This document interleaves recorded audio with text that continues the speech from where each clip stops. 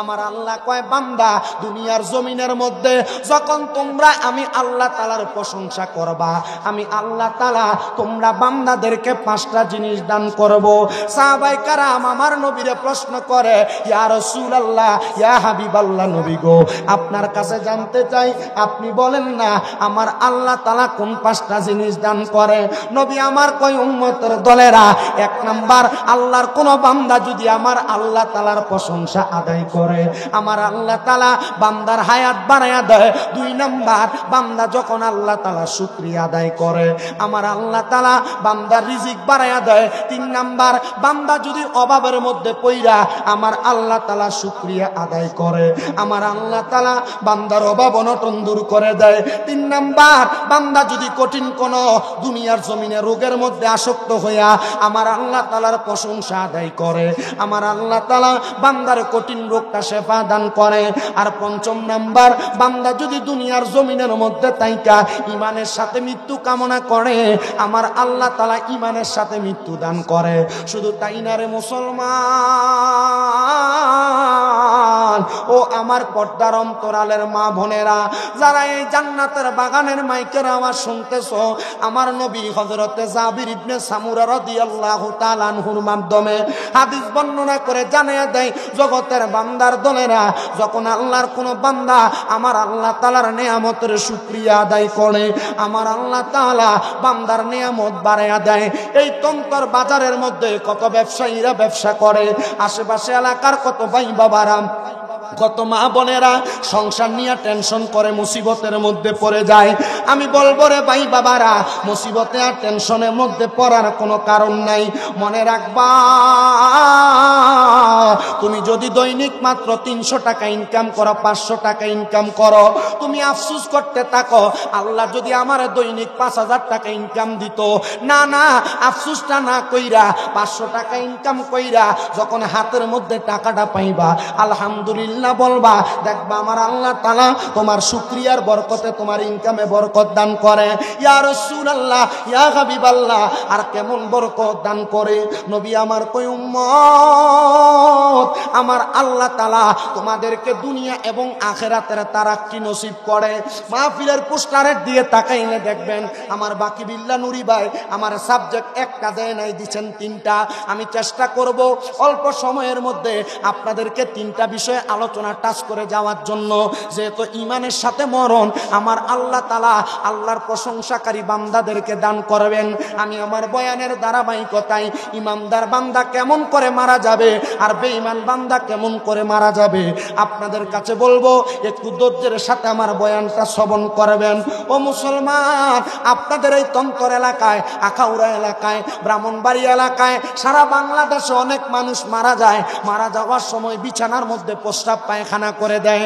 অনেক মানুষ মারা যায়, মারা যাওয়ার সময় নাকে মুখি দিয়ে রক্ত বের হয়।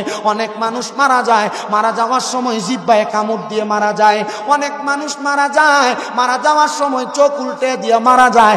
একবার কি চিন্তা করলা ওই মানুষগুলা কেন এমন করে মারা যায়? হ্যাঁ, এই মানুষগুলা ঈমান নিয়ে মরতে পারে না, ওই মানুষগুলা বড় কষ্ট পাইয়া বেঈমানের মতো মারা যায়। হ্যাঁ রে আমার পর্দার অন্তরালের মা, ও আম্মুজিরা গো, একটু মনোযোগ দিয়া শুনো। এমন কষ্ট পাইয়া যদি তুমি মারা যাও তাইলে মরার সময় ঈমানের সাথে মরণ পাইবা না। মনে রাখবা, যারা ঈমানদার, যারা নেক আমল করে তাদের ব্যাপারে আমার আল্লাহ তাআলা কোরআনুল কারীমে সূরা বাইয়িনার শেষের দিকে বয়ান করতেছে, ইন্নাল্লাযীনা আমানু ওয়া আমিলুস সলিহাতি উলাইকা হুম খায়রুল বারিয়া। আমার আল্লাহ বলে, বান্দা নিশ্চয়ই যারা ঈমান আনে, 2 নাম্বার নেক আমল করে, তারা হইল দুনিয়ার সবচাইতে ভালো বান্দা, সবচাইতে উত্তম বান্দা। সাহাবায়ে কেরাম বলে, ইয়া রাসূলুল্লাহ, নবী গো, ওই ভালো বান্দারা কেমন করে মারা যাবে? ওই ভালো বান্দাদেরকে আমার আল্লাহ তাআলা মরার পরে কি দান করবে? আমার নবী বলে, উম্মত, ওই ভালো বান্দাগুলারে আমার আল্লাহ তাআলা বড় আরামের মরণ দান করবে। ঈমানদার বান্দা ঈমানের দৌলত নিয়ে যদি মরতে পারে, ঈমানদার বান্দা মারা যাওয়ার সময় ওই বান্দার কাছে একবার আজরাইল আসবে না, 2 বার আসবে না, 3 বার আসবে না, ঈমানদারের কাছে 4 বার আজরাইল আসবে। কিন্তু ঈমানদারের রূহটা আজরাইল কবজ করতে পারবে না। জোরে জোরে বলেন সুবহানাল্লাহ। এ মুসলমান, ইমানদারের রুহুটা কেমনে কবজ করবে? তিরমিজি শরীফের একটা হাদিস শরীফ পড়া দেখলাম, আমার নবী বলে আজরাইল ইমানদারের কাছে আইসা সর্বপ্রথম ইমানদারের বুকের মধ্যে হাত দিবে। বুকের মধ্যে হাত দেওয়ার সাথে সাথে ইমানদারের বুকের মধ্য থেকে দুইজন ফেরেশতা ডাক দিবে, এ আজরাইল, ইমানদারের বুকের মধ্য দিয়া রূহ কবজ করবে না। বলে কেন গো? বলে ইমানদার বান্দার বুকের মধ্যে আল্লাহ নবীর ভালোবাসা আছে। 2 নাম্বার, আজরাইল আইসা ইমানদার বান্দার চেহারা বিওয়াছিকাল নূর চেহারা বরাবর হামলা করবে। বান্দা ইমানদার হওয়ার কারণে 5 ওয়াক্ত নামাজ আদায় করেছে। 5 ওয়াক্ত নামাজ আদায় করার কারণে ওই বান্দার কপালের মধ্য থেকে দুইজন ফেরেশতা আওয়াজ দিয়া বলবে, রে আজরাইল, ইমানদার বান্দার কপাল দিয়ে রূহ কবজ করা যাবে না। বলে কেন? ইমানদার বান্দা, আমলওয়ালা বান্দা 5 ওয়াক্ত নামাজ পড়া আমার আল্লাহ তাআলার শুকরিয়া আদায় করে সুবহানা রাব্বিয়াল আলা বলে আল্লাহর প্রশংসা করেছে, এই জন্য ইমানদার বান্দার রূহটা কবজ করা যাবে না। এবার ইমানদার বান্দার ডান দিক থেকে হামলা করবে আজরাইল। ইমানদার বান্দার ডান দিকে আজরাইল হাতটা দেওয়ার সাথে সাথে ইমানদার বান্দার ডান দিক থেকে জবাব দিবে, রে আজরাইল, ইমানদার বান্দার ডান দিক দিয়ে রূহ কবজ করা যাবে না। বলে কেন গো? কেন রূহ কবজ করা যাবে না? বলে বান্দার ডান দিকে তার পিতামাতার খেদমত গুলা পাহারাদার। বান্দার বাম দিক থেকে হামলা করবে, বাম দিক থেকে জবাব দিবে, রে আজরাইল, বাম দিকে বান্দার দান এবং সদকা গুলা বিরাজমান। এবার আজরাইল আমার আল্লাহ তাআলার কাছে ফেরত যাবে, আল্লাহ গো, ইমানদারের রূহ কবজ করার কত চেষ্টা করলাম, সম্ভব হয় না। আল্লাহ বলবে, রে আজরাইল, ইমানদারের রূহটা যে কবজ করবা, ইমানদার তো কালেমা পড়া ছাড়া মরবে না, ইমানদার তো কালেমা পড়া ছাড়া ইন্তেকাল করবে না, মরার স্বাদ গ্রহণ করবে না। আজরাইল দাঁড়াইবা, কিছুক্ষণ পর ইমানদার বান্দার হায়াত যখন শেষ হয়ে যাবে, ইমানদার বান্দা তার জবান দিয়ে কালিমা পড়বে, লা ইলাহা ইল্লাল্লাহু মুহাম্মাদুর রাসূলুল্লাহ সাল্লাল্লাহু আলাইহি ওয়াসাল্লাম। ইমানদার যখন কালিমা পড়বে, মুখ দিয়ে একটা বাতাস বের হবে, আজরাইল ওই বাতাসের মাধ্যমে রূহটা কবজ করবে। সাহাবায়ে কেরাম বলে, নবী গো, ইমানদার কি টের পাবে না? বলে একটা ছোট্ট বাচ্চা দুধের জন্য কান্না করলে মা মাথার মধ্যে হাত বুলিয়ে দিলে বাচ্চা যেমন ভাবে ঘুমায়া যায়, ইমানদার বান্দা এমন ভাবে ঘুমায়া যাবে, বান্দা মরার কথা টের পাবে না। হায়রে মুসলমান ইমানদারের দল, এই নবীর উম্মতের দলেরা, আশিকে রাসূল ভাই বাবারা, একটু মনোযোগ দিয়ে অন্তরের কানটা লাগাইয়া বয়ানটা শ্রবণ করার চেষ্টা করেন। ইমানদার বান্দার রূহটা যখন কবজ করবে আজরাইল, আজরাইলের হাতের মধ্যে ইমানদারের রূহটা থাকবে না।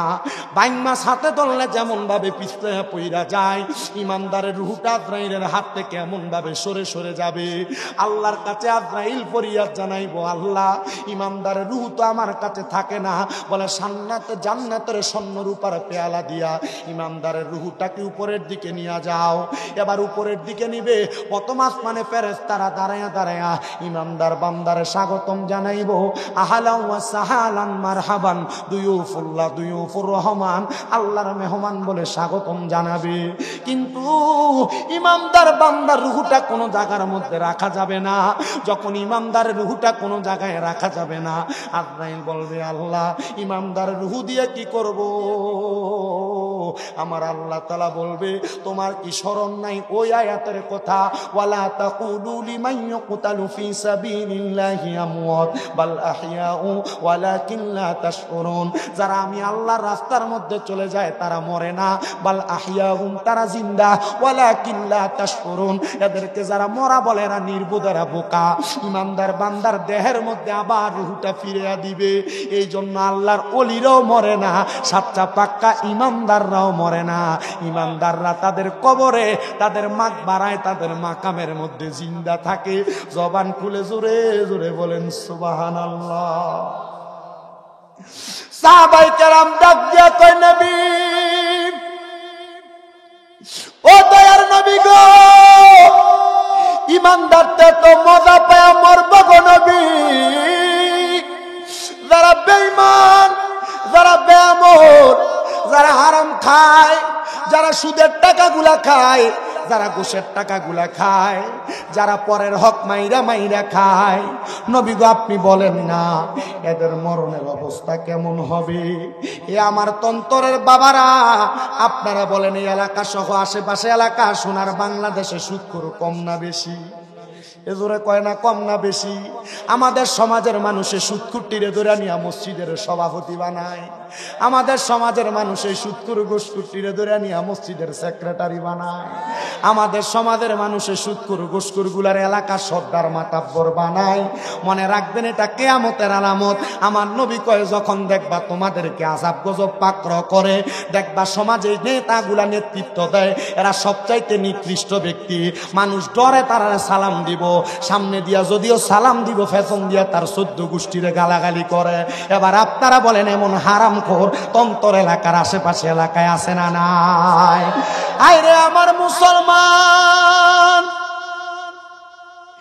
এ নবীর উম্মতের দল, এ তন্তরের ইমামে আজম কনফারেন্স এবং সুন্নি মহাসম্মেলনের ভাই বাবারা, বেঈমান কেমনে কষ্ট পায় মরবে? তাকবীর, নারে তাকবীর, নারে রিসালাত। পীরে কামেল আল্লামা আল হাফকারী সৈয়দ আবুল কাসেম নুরি হুজুরের আগমন।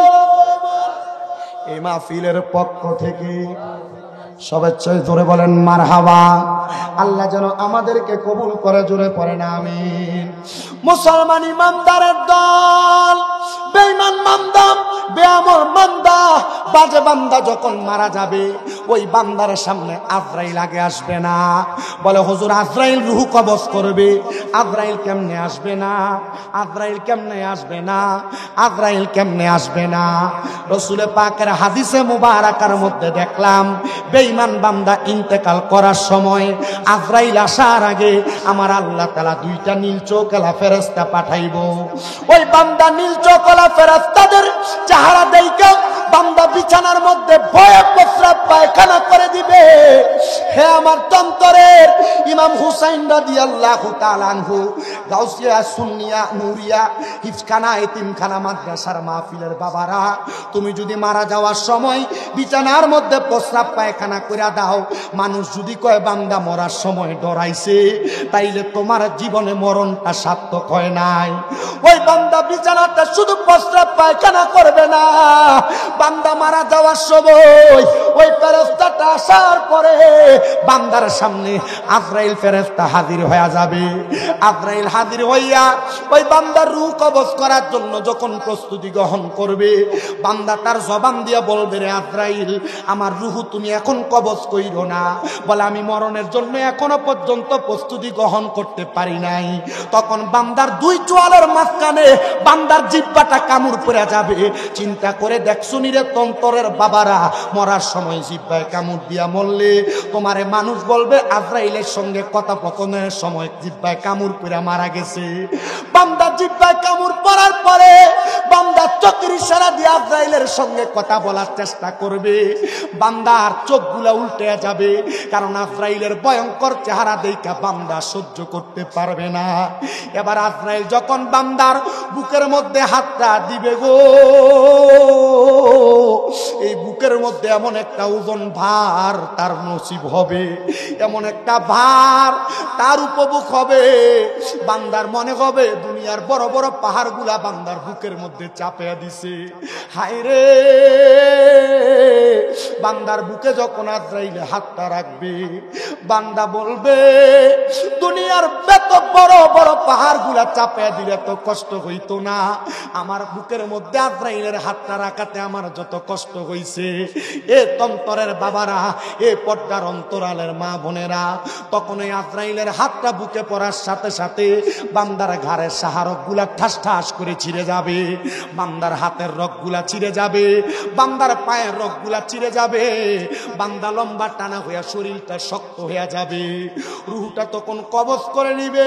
হযরত ইদ্রিস আলাইহিস সালাম বলতেছেন, বান্দার শরীর থেকে রুহটা কবজ করার সময় বান্দার কত কষ্ট হয় জানো? একটা জীবিত বকরি আর ছাগল রে লটকা দিয়া জীবিত অবস্থায় চামড়াটা টাইনা টাইনা ছিঁড়া ফেললে ওই বকরির যত কষ্ট হয়, বান্দার রুহ কবজ করার সময় বান্দার তত কষ্ট হয়। আরে চোখেরই পলকে তুমি হতে পারো লাশ, চিরতরে বন্ধ হবে তোমারই নিঃশ্বাস। হবে এলাম তোমারই নাম মসজিদের মাইকে, হবে এলাম তোমারই নাম মসজিদের মাইকে। বাড়িওয়ালা নাই রে বাড়ি নাই রে দুনিয়াতে, বাড়িওয়ালা নাই রে বাড়ি নাই রে দুনিয়াতে। বাড়ি গাড়ি মেল ফ্যাক্টরি টাকার পাহাড়, বিলাসিতায় কেটেছে জনম কতই অহংকার। দামি কাপড় ছেড়ে হবে, দামি কাপড় ছেড়ে হবে সাদা কাফনে পরিতে। বাড়িওয়ালা নাই রে বাড়ি নাই রে দুনিয়াতে, বাড়িওয়ালা নাই রে বাড়ি নাই রে দুনিয়াতে, বাড়িওয়ালা নাই রে বাড়ি নাই রে দুনিয়াতে।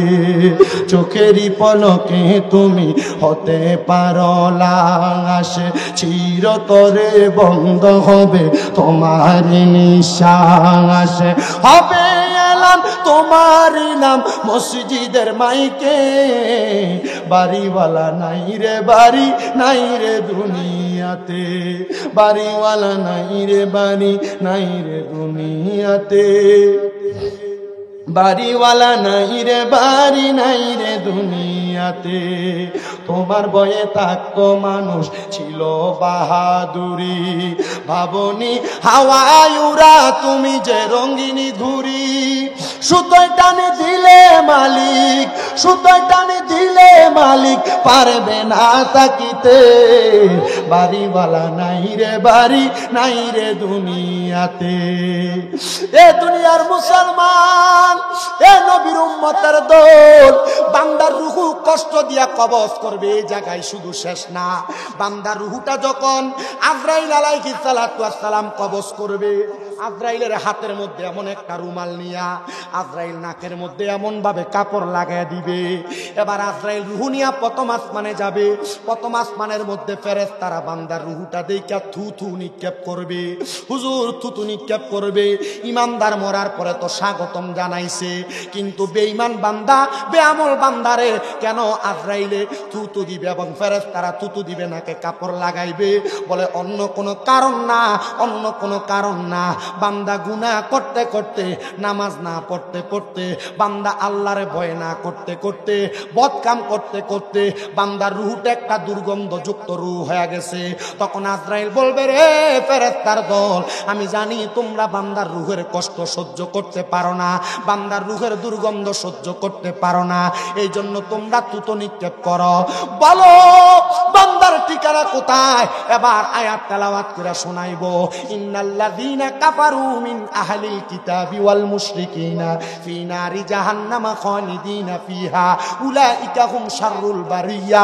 ওই বান্দার ব্যাপারে বলা হবে যারা কুফরি করে আহলে কিতাবের অন্তর্ভুক্ত এবং যারা শিরিক করে, এই তিন প্রকারের বান্দাদেরকে দুনিয়ার জমিনের মধ্য থেকে কবরে যাওয়ার পর বান্দার ঠিকানা হবে জাহান্নাম। ও মুসলমান, বান্দার একদিন দুই দিন জাহান্নামের আগুনে জ্বালাবে না। বলে কয়দিন জাহান্নামের আগুনে জ্বালাবে? বলে বান্দার সর্বনিম্ন 3000 বছর জাহান্নামের আগুনের মধ্যে জ্বালাইব।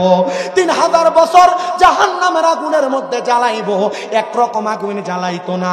হাদিসে মুবারাকা বেশি উপরের ক্লাসে পড়া লাগবে না, মাদ্রাসার 9-10 যে হাদিসের কিতাব পড়লে দেখবা আল্লাহ তাআলার জাহান্নামের আগুনের কালার হবে 3টা।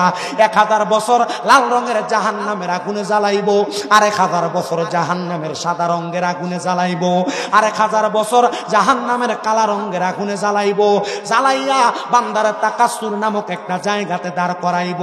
আপনারা যদি কোনো মানুষ একটানা 3 ঘন্টা পিটায়, পিটানোর পরে আপনারা বলে এবার কি বলবি বল, আপনি বলবেন আমারে মাফ করে দাও, আমারে ছাইরা দাও। বান্দারে 3000 বছর মারার পরে, কষ্ট দেওয়ার পর বান্দাকে বলা হবে এ বান্দা কি বলবা বলো। বান্দা তখন বলবে পানি পানি বলে 3 বার চিৎকার করবে। সাহাবায়ে কেরাম বলে ইয়া রাসূলুল্লাহ, তখন কি তাকে পানি দেওয়া হবে? বলে হ্যাঁ পানি দেওয়া হবে, তবে দুনিয়ার পানি যেমন এমন পানি দেওয়া হবে না। একটা লোহার গরম পাত্র, যেই পাত্রটা এমন হবে আগুনের কয়লা যেমন আগুনের মতো লাল গরম হয়ে যায়, একটা লোহার গরম মগকে গরম কইরা বান্দারে অন্য জাহান্নামীদের রক্ত এবং পুঁজগুলা দিবে। হাদিস শরীফের মধ্যে যেই রক্ত পুঁজরে কয় তিনাতুল খাবাল, বান্দাকে দেওয়া হবে পান করার জন্য। বান্দা তখন তরল পদার্থ না পায়া বান্দা তখন পানিটা পান করবে। তখন বান্দা পান করলে বান্দার পেটের নাড়ি বুড়িগুলা সহ বান্দার পায়খানার রাস্তা দিয়ে নিচের দিকে পড়তে থাকবে। নবী যখন এই বর্ণনা দেয়, নবীজির মসজিদে নববীর মধ্যে 70 মতান্তরে 72 জন আহলে সুফফার সদস্যরা বসে আছে। 40 জন বেহুশ হয়ে পড়ে গেছে, আর 30 জনের মতো তারা ঘোরাঘুরি করে কান্না করতেছে। ইয়া রাসূলুল্লাহ, বেঈমান বান্দা, বেআমল বান্দা, গুনাহগার বান্দা কবরে এত কষ্ট পাবে। নবী গো, আপনি যে এই কথাগুলা বলতেছেন আমরা সহ্য করতে পারি না। আমার নবী কয় ইমানদারের জন্য বড় সুখবর। ইয়া রাসূলুল্লাহ, কেমন সুখবর? বলে ইমানদার বান্দা ইন্তেকাল করার পর যখন কবরে রাখা হবে, দুনিয়ার মানুষ দেখবে ইমানদার বান্দাকে মাটির কবর 3.5 হাতের মধ্যে শোয়া দেয়, কিন্তু না না না, ইমানদাররে মাটির কবরে শোয়া দেওয়া হয় না। ইমানদার বান্দারে কবরে রাখলে 3 জন রহমতের ফেরেশতা ইমানদার বান্দার কবরে জান্নাতের বিছানা বিছায়া দেয়। দুনিয়ার বান্দার জাহিরি চোখ দিয়া বান্দা দেখে না। এই জন্য হক্কানি পীর মাশায়েখের কাছে বায়াত গ্রহণ কইরা অন্তরের চোখটা খোলো, তখন তুমি দুনিয়া আখিরাতের সব তুমি অবলোকন করতে পারবা। ও মুসলমান, ও নবীর উম্মতের দলেরা, বান্দার কবরের মধ্যে সওয়ালের জবাবগুলা সহজ করে দেয়া হয়। নবী গো, ইমানদার বান্দার নিয়ামত কি দেওয়া হবে? আমার নবী ডাক দিয়া কয় ওই নিয়ামত হইল জাযাউহুম ইনদা রাব্বিহিম জান্নাতু আদনিন। ওই পুরস্কারটার নাম হলো আল্লাহর পক্ষ থেকে দেওয়া হবে জান্নাতুল আদন। নবী গো, জান্নাতুল আদন দেখতে কেমন? কয় তাজরি মিন তাহতিহাল আনহার। ওই জান্নাতুল আদন দেখতে এত সুন্দর, জান্নাতুল আদনের নিচে দিয়ে একটা নহর প্রবাহিত হয়। হাদিসে মুবারাকার অত্যন্ত সুন্দর ব্যাখ্যা দেখলাম। ওই জান্নাতের নদীর মধ্যে একরকম না, 4 রকমের পানি থাকবে। এই মাসটা রজব মাস, ওই নদীর নামও হবে রজব নদী। ওই 4 রকমের পানিটা একটা পানি না। 1 নাম্বার যেই পানি থাকবে, ওই পানির নাম হলো ইন্না আ'তাইনাকাল কাউসারের পানি। ওই পানি তারা পান করবে তারা ঈমান নিয়ে ইন্তেকাল করবে। 2 নাম্বার পানি শারাবান তাহুরা। ওই শারাবান তাহুরা পানি তারা পান করবে যারা দুনিয়ার জমিনে কোনোদিন অপবিত্র পানি মানে নেশাদ্রব্য মদ খায় নাই, ইয়াবা খায় নাই, গাঁজা ফেন্সিডিল খায় নাই। সাবধান, সতর্ক। যদি জান্নাতের শারাবান তাহুরা পবিত্র পানি পান করতে চাও, মদ ইয়াবার মতো নেশাদ্রব্য পান করা বন্ধ করো। যদি এগুলা বন্ধ করতে পারো, শারাবান তাহুরার মতো নিয়ামত পান করতে পারবা। আল্লাহর নবী বলে 3 নাম্বার জান্নাতের লাবান মানে জান্নাতের দুধ তারা পান করবে যারা দুনিয়াতে কোনোদিন পরের হক মাইরা খায় নাই, মানুষের জমি দখল করে নাই, মিথ্যা কথা কইয়া ব্যবসা করে নাই, দুনিয়ার জমিনের মধ্যে তাইকা মানুষকে ওজনে কম দেয় নাই, মানুষের জমি দখল করে নাই, ক্ষেতের গালা কাঁচাইতে কাঁচাইতে 1 হাতের লাইলকে 1 বিঘা বানায় নাই। মুসলমান ইমানদার জান্নাতের দুধ যদি পান করতে চাও, মানুষের সম্পদ দখল করা বন্ধ করো, ওজনে কম দেওয়া বন্ধ করো, মিথ্যা বইনা ব্যবসা বন্ধ করো, তাইলে জান্নাতের দুধ পান করতে পারবা। নবী আমার কয় জান্নাতের মধু তারা পান করবে যারা কোনোদিন জবান দিয়া মিথ্যা বলে নাই, ফায়সা কথা বলে নাই। আমরা কথায় কথায় মিথ্যা বলি, আমরা কথায় কথায় গালিগালাজ করি। গালিগালাজ এবং মিথ্যার কারণে জান্নাতের মধু আপনি পান করতে পারবেন না। সাহাবায়ে কেরাম বলে নবী গো, ওই জান্নাতের মধ্যে কতদিন থাকবে? কয় খালিদিনা ফিহা, জান্নাতের মধ্যে চিরস্থায়ী বাসিন্দা হয়ে থাকবে। কিন্তু একটা শব্দ লাগিয়ে দিছে আবাদা, কয় জান্নাত থেকে বের হতে চাইবে না। হাইরে মুসলমান, ওই জান্নাতে কারা থাকবে? কয় রাদিয়াল্লাহু আনহুম ওয়া রাদু আন, যারা আমার আল্লাহর সন্তুষ্ট করেছে, আল্লাহ যাদের প্রতি রাজি খুশি থেকেছে, তারাই ওই জান্নাতের মধ্যে থাকবে। তারা কারা? তারা কারা? যালিকা লিমান খাশিয়া রাব্বাহ, দুনিয়াতে আমার আল্লাহকে সবচাইতে ভয় করেছে যারা। এ আমার তন্তরের বাবা, অন্তর এলাকার পদ্মার অন্তরালের মা, সোশ্যাল মিডিয়ার মাধ্যমে দেখনেওয়ালা ভাই বাবারা, প্রবাসী বন্ধুরা, মনোযোগ দিয়া শুনো। এমন ইমানি মরণ যদি পাইতে চাও, জান্নাতের মজা যদি পাইতে চাও, হাসরের ময়দানে প্রশান্তি পাইতে চাও, তাইলে তোমরা দুনিয়ার জমিনে ইমানের দৌলতের ধনী হয়ে যাও। ওই হাসরের ময়দানে মানুষগুলা হাহাকার করবে, গ্রামের সাগরে হাঁটতে থাকবে, সাঁতার কাটতে থাকবে, কিন্তু ইমানদাররা লেওয়ায় হামদের পতাকার নিচে জায়গা পাবে। হায়রে আল্লাহ, ওই লেওয়ায় হামদের পতাকার নিচে আমরা জায়গা পাবনি। আমরা তো মরার কথা স্মরণ করি না, আমরা তো মরার ভয় অন্তরের মধ্যে নাই। আমরা মনে করি মরার পর মনে হয় আমার সব শেষ। না রে মুসলমান, মরার পর তোমার আরেকটা জিন্দেগি শুরু হয়ে যায়। ওই জিন্দেগি বড় কঠিন। এই জন্যই তো রাসূলে পাক বলেছেন, দৈনিক যেই ব্যক্তি 20 বার মরার কথা স্মরণ করবে, ওই দিন যদি ওই ব্যক্তি মারা যায়, তার মরণটা শহীদের মরণ হয়ে যায়। এমন ভাবে জীবন কাটাও, 20 বার মরার কথা স্মরণ করবা। আশেক তো সুরে সুরে লিখতেছে, আমার মরণের কতদিন বাকি আমি জানিলাম না গো আল্লাহ, মরণের কতদিন বাকি, আমার মরণের কতদিন বাকি আমি জানিলাম না গো বাকি। আর ইলাসিয়া যখন হাসতে দিবা দরি, তখন আমার মনাবাই করবে লুকা চুরি, আমি বুঝিলাম না গো আল্লাহ, মরণের কতদিন বাকি, আমার মরণের কতদিন বাকি আমি জানিলাম না গো আল্লাহ, মরণের কতদিন বাকি। আর হায়াত হইল হাতে বাইরে, মত হইল পায়ে, যেই জায়গায় যার মরণ লেখা সেই জায়গায় সে মরে, আমি বুঝিলাম না গো আল্লাহ, মরণের কতদিন বাকি, আমার মরণের কতদিন বাকি আমি জানিলাম না গো আল্লাহ, মরণের বাকি। আর আনরাইলে আইসা তোমার হস্তে পায়ে ধইরা, নিয়া যাইব দিয়া তোমার পায়ে দিয়া আন্দি, আমি বুঝিলাম না গো আল্লাহ, মরণের কতদিন বাকি। এ মুসলমান, এই নবীর উম্মতের দলেরা, ওই মরার কথা তোমার স্মরণ নাই বিদায় তুমি হয়তো দুনিয়ার রং তামাশা লইয়া বড় ব্যস্ততার মধ্যে সময় কাটাও। শুনে রাখো, আফগানিস্তান নামক এলাকার মধ্যে আল্লাহর বান্দা হযরতে জুলফিকার আফিন্দি নামক একজন আল্লাহর বান্দা বসবাস করতেন। উনি বলেন, আমি সব সময় মরার কথা স্মরণ কইরা কইরা কান্নাকাটি করতাম, কিন্তু আমার আল্লাহ তাআলা যে আমি জুলফিকার আফিন্দিকে এমন ভাবে কবুল করবে আমি বুঝতে পারি নাই। এ জুলফিকার, আমার আল্লাহ তাআলা তোমারে কেমন ভাবে কবুল করেছে।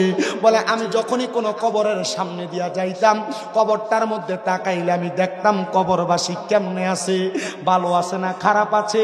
এ মুসলমান, তুমি যেই কবরের মধ্যে শুইবা, এই কবরে তুমি কেমন আছো এটার কথা তোমারে কেউ বইলা দেওয়া লাগবে না। আজকে তন্তরের মাহফিল থেকে বাড়িতে যাইয়া ডান হাতের তালুটা ডান গালের সাথে লাগায়া চিন্তা শুধু করবা, আমি যে মরবো, আমার এই এই কর্মের কারণে কবরে ভালো থাকবো, এই এই কর্মের কারণে কবরে খারাপ থাকবো।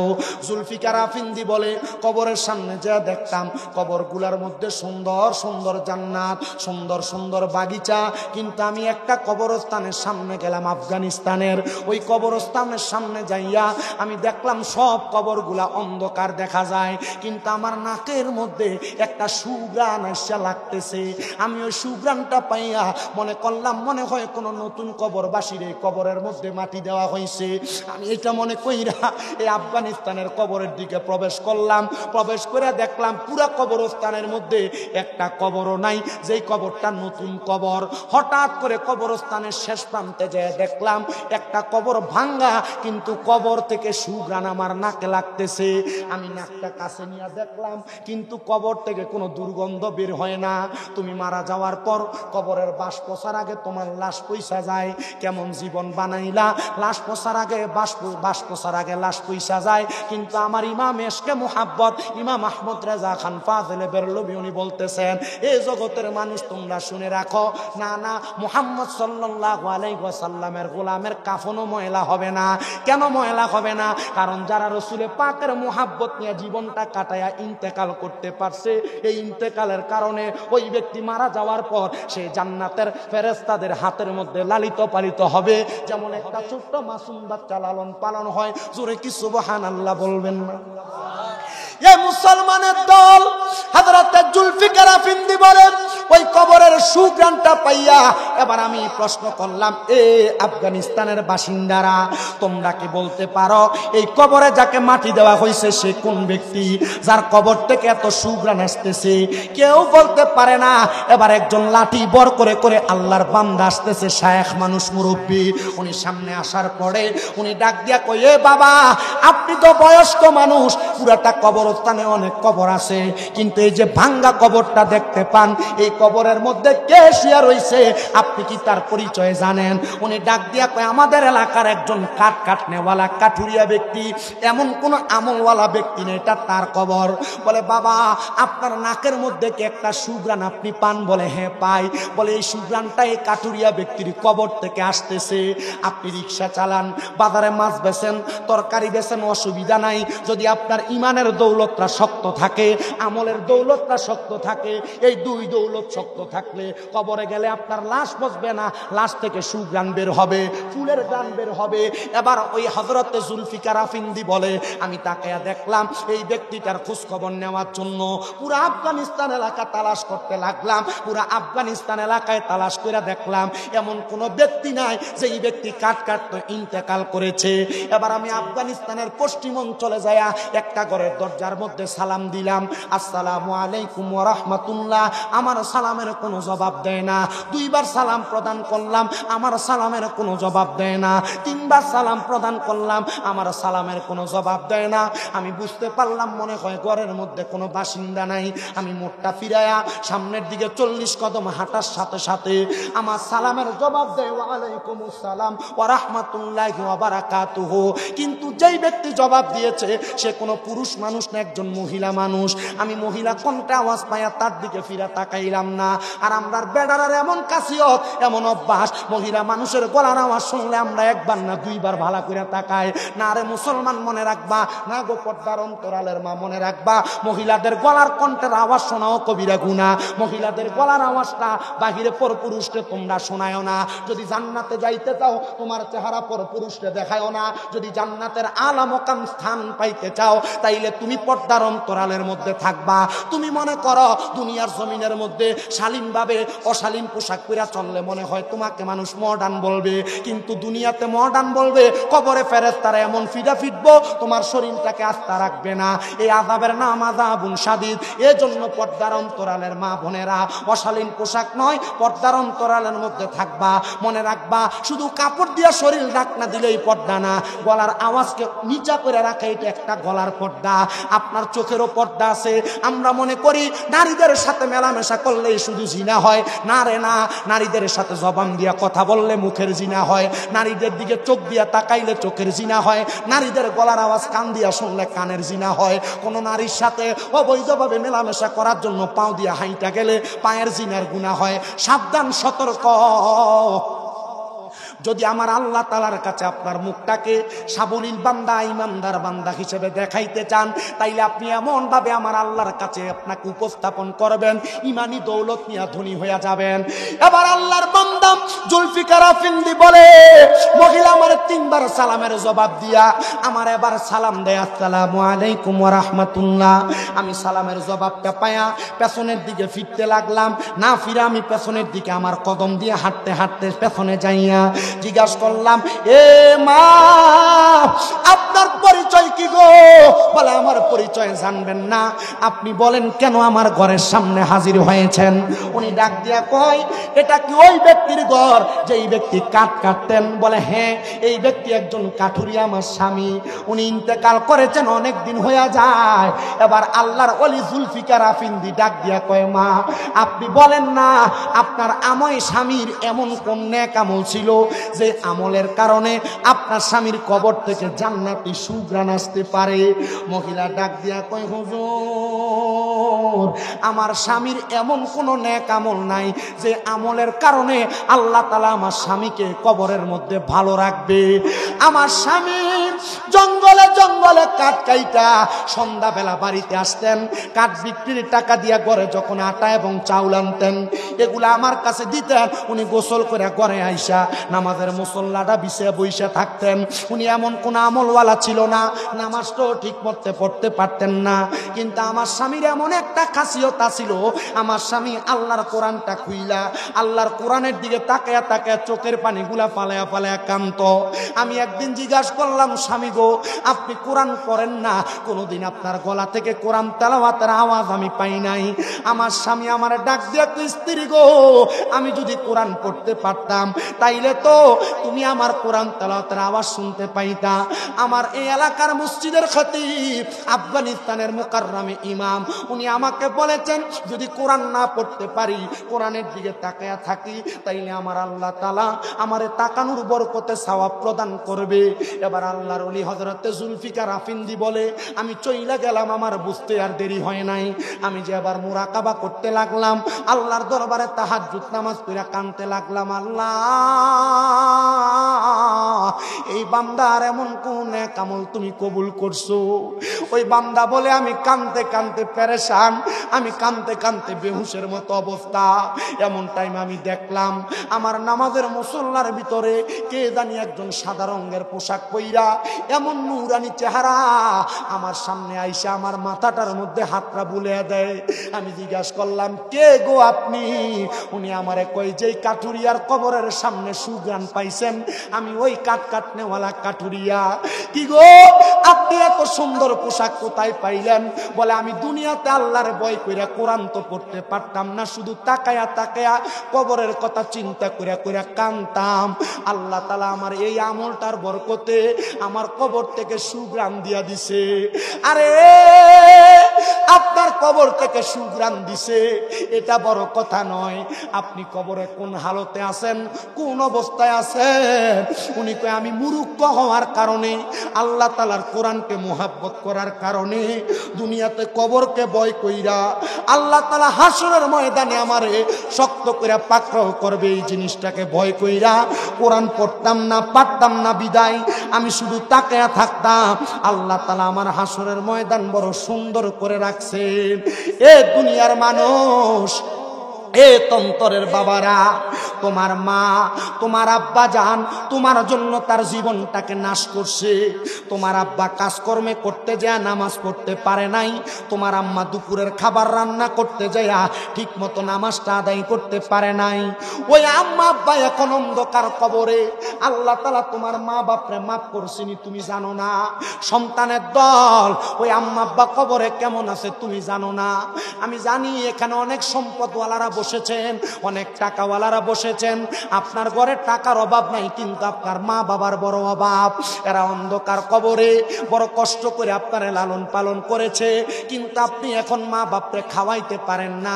খাওয়াইবেন কেমনে? মা বাবা অন্ধকার কবরে। ওই কোরআনকে মুহাব্বত করার কারণে বান্দার কবরটাকে যদি আল্লাহ সুন্দর সুগ্রাণওয়ালা কবর বানাইতে পারে। আজকের এই মাহফিলটা তন্তর ইমাম হুসাইন রাদিয়াল্লাহু তাআলা আনহু গাউসিয়া নুরিয়া হিফজখানা এবং এতিমখানা একটা শব্দ লাগানো। এতিম ছাত্ররা পড়ালেখা করে, অনেকের মা কবরে বাবা কবরে। কেমন আছে আপনি জানেন না। এতিমদের জন্য শুধু মাথায় হাত বুলানোর উদ্দেশ্যে আমি এখানে কালিমা তৈয়বার 24 হরফের মোহাব্বতে অনেকেই রুহুল আমিন সিদ্দিকী সাহেবের কাছে দান করেছিলেন। আমি 24টা নবীর প্রেমিক চাই, আম্মা আব্বারে ভালোবাসতাম, হুজুর আল্লাহ তাআলা আমার আম্মা আব্বার কবরে সুশীতল একটা ব্যবস্থা করে দিবে। আমি একটা বস্তা করে চাউল দান করব, যদি 2 বস্তা দেন অসুবিধা নাই।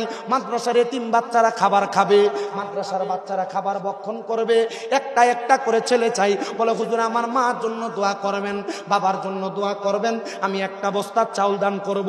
কে দিবে? 1 নাম্বার শুধু হাতটা তুলবেন। আমি 24 জন মানুষ চাই। 1 নাম্বার আমার এই ভাইটা পাইছে। আম্মা আব্বা আছে? আব্বা নাই। আপনার নাম কি? শাহজাহান মিয়া। বাড়ি কোথায়? কাছে যাইয়া নাম মোবাইল নাম্বার এগুলো লিখে নেন।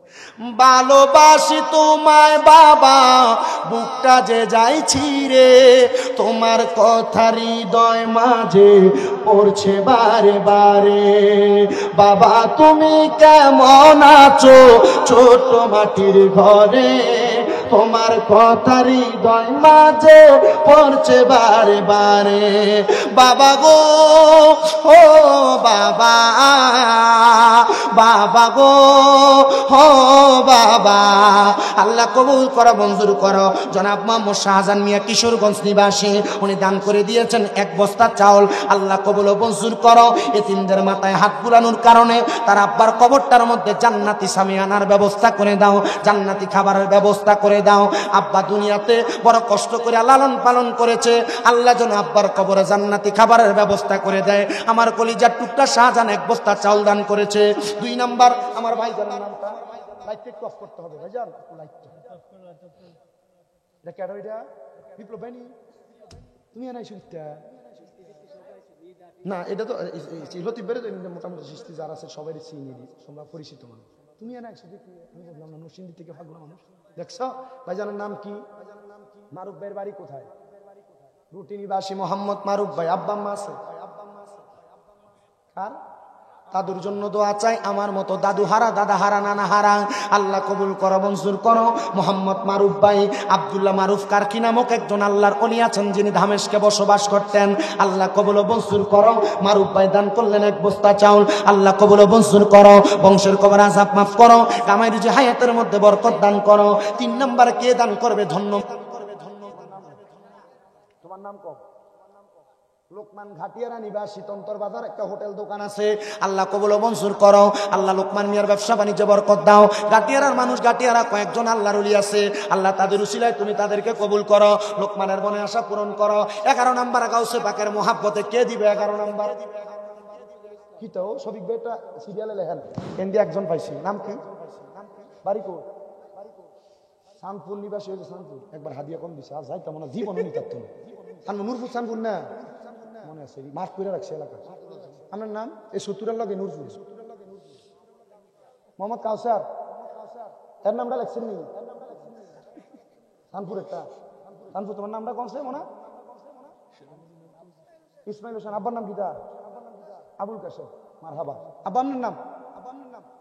কাউসার। চিনছেন নি? কাউসার ভাই লেখেন। এরপরে শফিকুল ইসলাম। বাড়িকো? দরকার নিবাসী শফিকুল ইসলাম সাহেব। 11 নাম্বার চাইছি, পাইছি আরো 2 জন বাড়তি।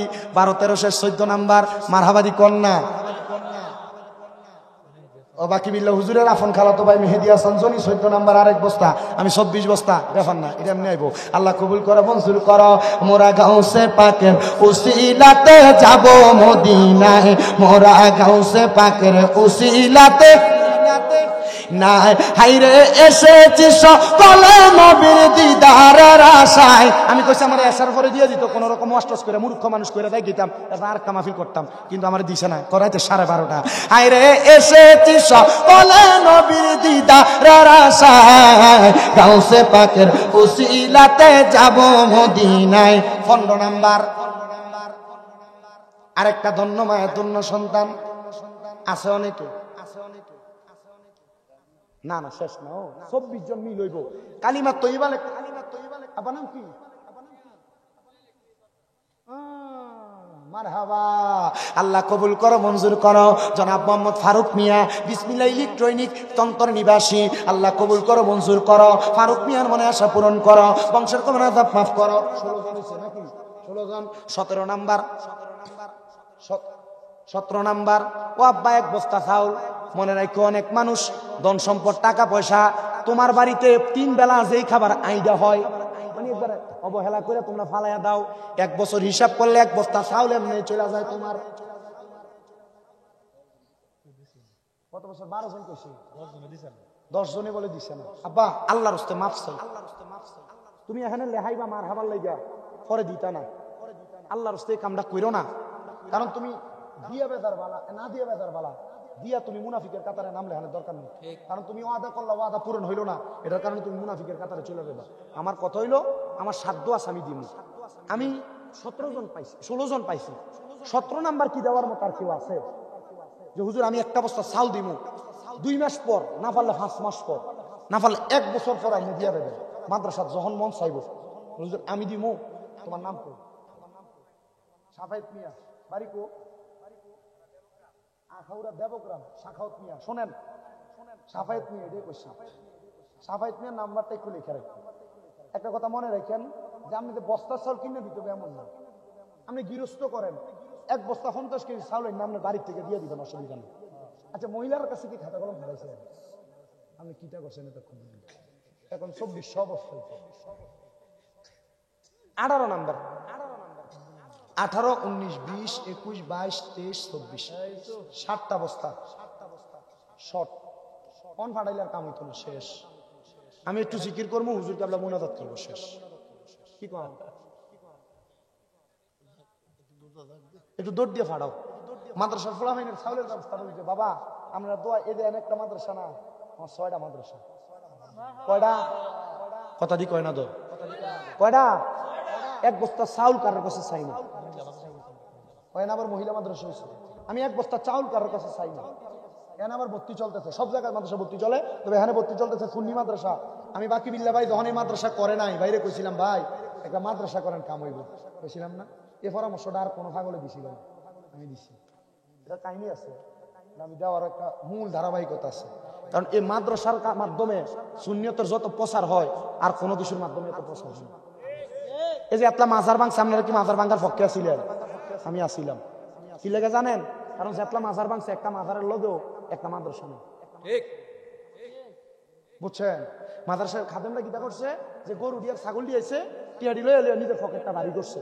যদি এরা পকেট বাড়ি না করে একটা মাদ্রাসা করতো, আর যে ফকিন্নির ফোলারা মাজার ভাঙতে হয়েছিল, যদি এই আবার মাদ্রাসার ভিতরে 200-300 ছাত্র থাকতো, 200-300 ছাত্র যদি লাড়ি লইয়া এটি ধরে নিয়ে দিত, মাজার ভাঙার তার বাপ দাদার ক্ষমতা ছিল। আমি এর লাগে কইছিলাম ভাঙতেছে ভাঙব, কোনরকম ভাঙতে ভাঙতে যাক, কারণ আমরা তো আকিদা আল্লাহর জিন্দা। তো ভাঙতে ভাঙতে যখন শেষ পর্যন্ত পৌঁছাইতো, যখন দেখতো আল্লাহর ওলি ঢাকার ভিতরে যেমনটা এমনি রয়েছে, তখন কইতো আব্বা মাফ চাই। কথা দি কর না, আল্লাহর ওলি দরবারের মাহফিল, আল্লাহর ওলিদের অনুসরণ অনুকরণ করানো হয়, বাচ্চাদেরকে শিখানো হয়। 18 নাম আবার ইমামে আজম দিছে। আমি একলা সময় আমি একলা বিষয়ে কথা বলতাম না, আমার আসার পরে দিতাম না। আমি আসার পরে মাইক দলে ভ্যান্ডেল ফুল করে থাকতো, বুঝছেন নি? আমি আসার সময় গেছি, কতক্ষণ খারিয়া নাটক দেখে গেছি, দেখছে না কেউ? আচ্ছা আচ্ছা, আমি দাঁড়াই আমার গাড়ি সাইড করে মোটামুটি সাইডে আমি শুনবেন কিনতে, আমি শোনা না, আমি শোনাইতাম না, শোনাইলে না বেড়ে ধরবো, মানে বয়াইব টানবো, দরকার কি? মাহফিল সাই যাই সিভিল বেশি, তুমি যে একটা বিলাতি বেড়া। আচ্ছা, 18 নাম্বার কি আরেক বস্তা চাউল খাইতাম না? বেশি হয়ে থাকা 17 বস্তা হয়েছে যে আমরা হয়েছে না, আলহামদুলিল্লাহ কন্যা। কালিমা তাইবা একটা 24টা হরফ আর কি। আমি কইছিলাম কালিমা তাইবা জান্নাতের গেইটে লেখা, জান্নাতের প্রত্যেকটা বস্তুর মধ্যে কালিমা তাইবা লা ইলাহা ইল্লাল্লাহু মুহাম্মাদুর রাসূলুল্লাহ, 24টা অক্ষর, 24টা হরফ। এই 24 হরফের মহব্বতে 24 জন চাইছে, পাইছে 18।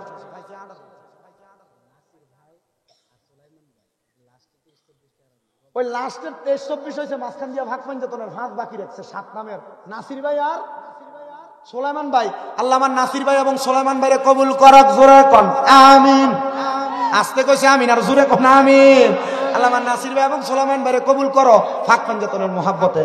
ও মন ভাই আমার নবীজি সিন্ধু খাইয়া মারেফতের তালা দিয়া হাসান হোসেন রাখছে ডাইনে ভাই, মা ফাতেমা শিকল হইয়া তালাটা রাখছে আটকায়া, স্বামী নিছে আলী মর্তুজাই রে মন পাগলা মনোরায়, ও তুই ডুব দিলি না পাকে দরিয়ায়। 19 জন হইছে আর 5 জন বাকি, পাক পাঞ্জাতনের মহাব্বতে 5 ওয়াক্ত নামাজের মহাব্বতে 5টা মানুষ 1 বস্তা করে চাউল দিবেন, শেষ। আরেকজন কিতারো তুই নাম কিতা, বাড়ি গো তুই না শিক্ষিতি তোর থেকে টি আনবো কেটা দে চাউল আনবো কেটা তোর নাম্বারটা দিয়ে যা নানার বাড়ি জানো তোর নানার নাম কিতা ওইদ মিয়ার নাতি কোন গ্রাম রে তোর নানার বাড়ি কোনে আরে এত আবার বেশি প্যারা দিলে পরে এত দান করার হক মুজে বা দানে করতো না তুমি ইচ্ছা করে দিয়ে দেবে কেমন নাম্বারটা দিয়ে দেবে ভালো লাগে আর 60 জন মানুষ নাইও 4 বস্তা চাউলের লাগিয়া এই তন্তর বাজার ব্যবসায়ীর অভাব নাই তারা কি হনে না ওই আব্বা আইও না একটু বাবা আইও আমার নাম কি তো হ্যাঁ আপনি যে বুতা বাতা দেওয়া আমি দিতে নিয়ে বুঝা কইেন হ্যাঁ নুরুল হক সাহেব আব্বা বাড়ি কোনে বাবা তন্তর আরে এলাকার মানুষ দিয়ে না পারবো শক্ত মানুষ এটা বোঝা যায় ভালোবাসে ঠিক আছে নুরুল হক সাহেব বাকি বিল্লাহ হুজুরে বলে ভালোবাসে আল্লাহ উনি দান করছে 1 বস্তা আর 3টা বস্তা আমারে ফিরে লাভ নাই সানো মন্ডা নরম করে আর আসেনি 3টা বস্তা চাল কোনো ফোলাইনের মা বাপ নাই মাদ্রাসা ফরে আমনের ফুটে মাদ্রাসা ফোলার ধ্যান শক্তি বাড়ানোর লেগে বলে হুজুরে আমি দান করবো চাউলটি ফুটটা যেমন বাত হইব আমার ফুটের ধ্যানটা যেন এমনি ফুটে আপনি যেমন এমনি দিচ্ছেন আমি তো ডরাইছি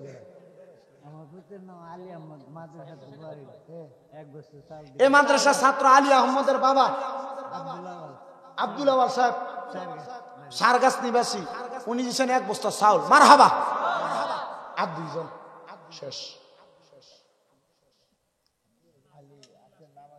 হ্যাঁ না তুমি বইও নিও তুমি তো 1 বস্তা আমি দিব তুমি কও দিবা আমি বাকি বিল দেবো এর কাছে 1 বস্তা চাউল দিলে আমার কি কমে দেবো গা তো আর কি তো তুমি কয় বস্তা দিবা কও তো তুই এনে বইবে কথা কও কেন বই দিয়ে ওয়াজ করবা আমি মাদ্রাসা চালাই 6টা এরা হোক আমি মাদ্রাসা চালাই কয়টা কও না 6টা আমি যদি খাবার লাগেনি আমার একটা যে মাদ্রাসাটা ছোট আমি কইয়ে দিই আমার যে একটা মাদ্রাসা ছোট এটার ভিতরে যে পোলাপান আছে আমার দৈনিক 1 বস্তা চাউল লাগে তাহলে 365 দিনে সকালটা অনের আগে আমার 1 বস্তা চাউলের টেনশন 1 মাদ্রাসার লেগে থাকে বাকি 5টার কথা বাদ দিলাম একটা মাদ্রাসা আমার 375 জন পোলাপান একটা মাদ্রাসা আমার পুরো 6টা মাদ্রাসার ভিতরে 1170 জন পোলাপান ইনশাল্লাহ আমি যদি 1170 জন পোলাপান দিয়ে মারে নামি কোনো ফকিন্নির ফোলার ক্ষমতা নাই সুন্নিয়তের কোনো পয়গা মাঠকে রাখবো কিন্তু আমরা সুন্নিরা ফোলা ফাইলে রাস্তার ভিতরে ভাঙচুর করি না এটা সুন্নিদের স্বভাব না সুন্নিরা জামালি হালতে থাকে ভাঙচুর মারামারিতে সুন্নিরা পছন্দ যে যার যার মতো করে চলো এটা তাদের বিষয় আমি তাদের সাথে দ্বন্দ্ব মারামারি হানাহানি কাটাকাটিতে যাইতে চাই না মাঝে মাঝে আমার লোকে করতো চায় আলহামদুলিল্লাহ করলে আমার কত মানুষকে মামলা দেন না কা কিনতাম তার লোকে দৌড়াদৌড়ি করতাম তে আমার লোকে করছে আল্লাহ তার লোকে করে কথা কর না কেন আর 2 জন বাটামাতার ইমরান সাহেব কীর্তেন আপনারা আমার এতক্ষণ কষ্ট করাইছেন আরেকজন শেষ নাম কন তুমিও তো একটা এলাসি তুমি যে এতক্ষণ আমার কত সুন্দর করে আইলে দেখলাম যে নাম কি ফারুক ফারুকো বাটামাতার আলহামদুলিল্লাহ সবাই জোরে এখন মারহাম আমনো দিবেন এবার ওই আরেক বস্তা লে চাল দিয়ে আবার বস্তা দিয়ে চাল দিয়ে মাটি দিল